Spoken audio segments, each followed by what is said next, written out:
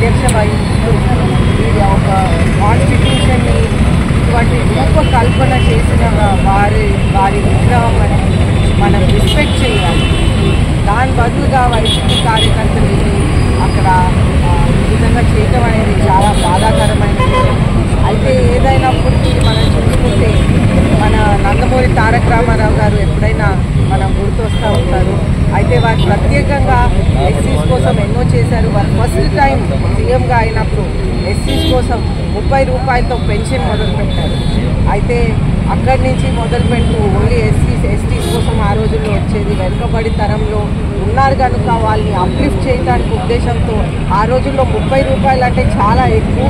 దాంతో వాళ్ళు ఫైనాన్షియల్గా వాళ్ళు చదువుకొని పైకి వచ్చారనేది ముఖ్యంగా మీరు గమనించాల్సిన అవసరం ఉంది. అదేవిధంగా జస్టిస్ పున్నయ్య కమిషన్ అనేది కూడా మన ఎన్టీఆర్ హయాంలోనే జరిగిందనేది ముఖ్యంగా, చంద్రబాబు నాయుడు గారి హయాంలో జరిగిందనేది, టీడీపీ హయాంలో జరిగిందనేది ముఖ్యంగా అందరికీ తెలియజేస్తూ ఎప్పుడైనా తెలుగుదేశం పార్టీ నారా చంద్రబాబు నాయుడు గారు ఎన్టీఆర్ గారు ఎప్పుడు వెనకబడి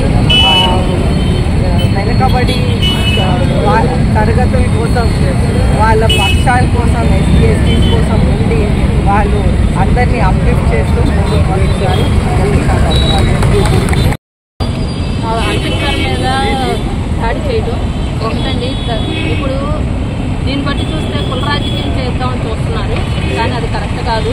ప్రతిదీ దళితుల మీద అరాజకం, తర్వాత దళితుల రాజ్యాంగం రాసిన నాయకుడి మీద అలాగా నిప్పంటించి కాల్చేయటాలు అవి ధర్మం కాదండి.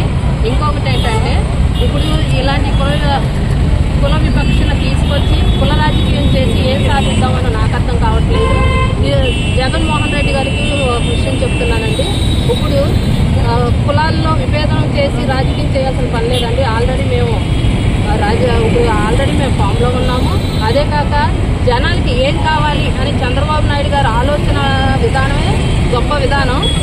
మీరు 5 సంవత్సరాలు ఎంత నష్టపుచ్చారో కనపడి ఏపీని అడుగు తినే దృష్టికి తీసుకెళ్లారు, అప్పులు పాలు చేసేసారు. దాన్ని ఎలా డెవలప్ చేయాలి, తర్వాత మా బాబు గారు 6 పథకాలని ఏ విధంగా అమలుపరచాలి, ఆ నష్టాన్ని ఎలా పూడ్చాలి